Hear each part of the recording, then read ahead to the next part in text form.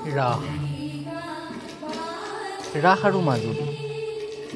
আপুনি যদি ৰাসৰ বতৰত মাজুলীলৈ অহা নাই, তেতিয়াহ'লে আপুনি বহুখিনি কথাই, বহুখিনি বস্তু এতিয়াও চোৱা হোৱাই নাই। বহুখিনি কথা এতিয়া নজনা কৰি থৈ গৈছে। মাজুলীৰ ৰাস এক অনন্য, অনুপম। ইয়াত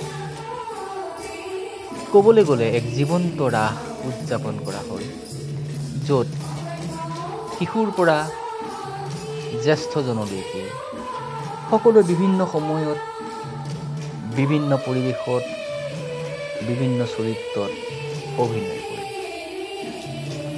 সন্ধিয়াৰ পৰা পুৱতি নিশালৈকে এটা ৰাতিতেই সকলোখিনি ইয়াত সমাপন কৰা। শিশুলীলাৰ দৃশ্যসমূহ যদি আপুনি উপভোগ কৰে, তেতিয়াহ'লে নিশ্চিতভাৱে আপোনাৰ নয়ন সাৰ্থক হ'ব।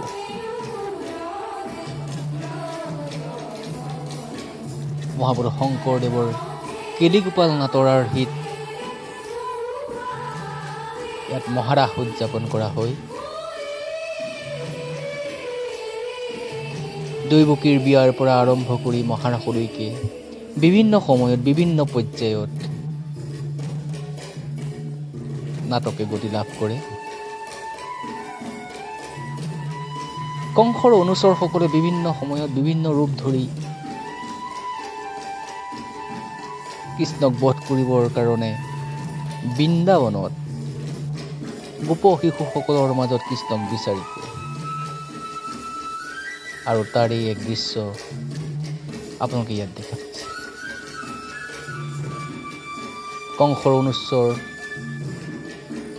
বকাসুৰে এটা প্ৰকাণ্ড বগলীৰ ভাও ধৰি গোপ শিশুসকলক গিলিবলৈ উদ্যত হোৱাৰ সময়তেই কৃষ্ণই উক্ত বগলীৰূপী বকাসুৰক বধ কৰে আৰু কংসৰ এজন অনুচৰক চিৰদিনৰ বাবেই ধৰাৰ পৰা বিদায় দিয়ে।